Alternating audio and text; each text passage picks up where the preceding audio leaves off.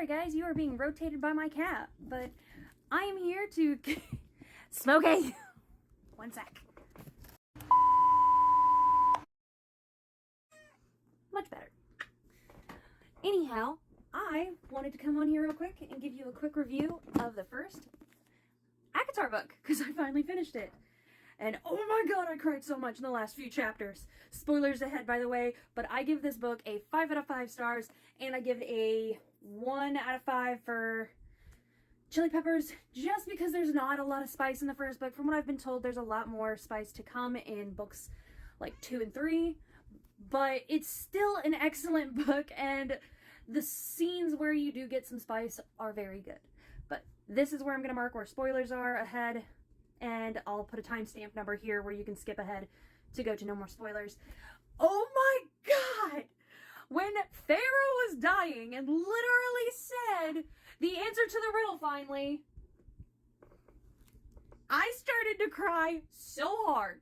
And the fact that she was in Ryson's eyes and could see everything going on, and Tamlin, sorry, cat, Smokey. Book review with the struggle of a cat.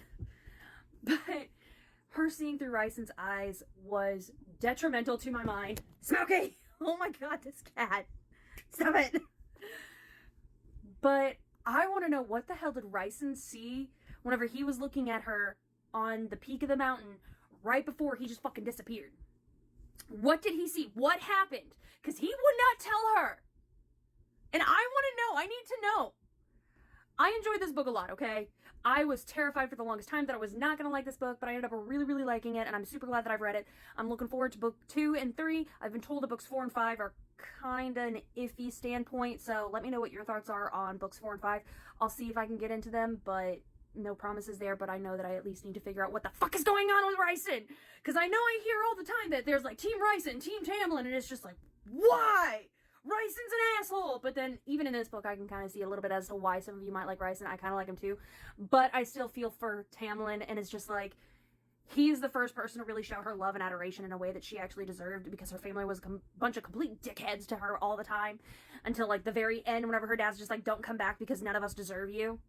If you ever escape, don't come back because none of us deserve you. Well, now, I don't even think she can come back because she's fucking fairy now. But I love this book. This is where the spoilers end, by the way, because, oh my god, how many things I had to tab in this book. Look at all of these tabs. Like, I have a menagerie of highlights and tabs in this freaking book. I had to purchase more annotation tabs for this book because of how many I had to use. It was ridiculous. But I'm very glad for it. If you want to know what my annotation coloring code here is and what each highlight means, I can leave it in the comments below. Just let me know if you want to know what they were.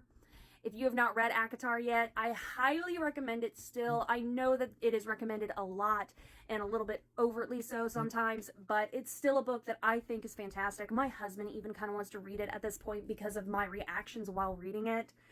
And I'm going to have to lend it to my sisters because the two that I know would have been getting it more into reading lately would love this. But gonna jump into book 2 now. Thanks, babes.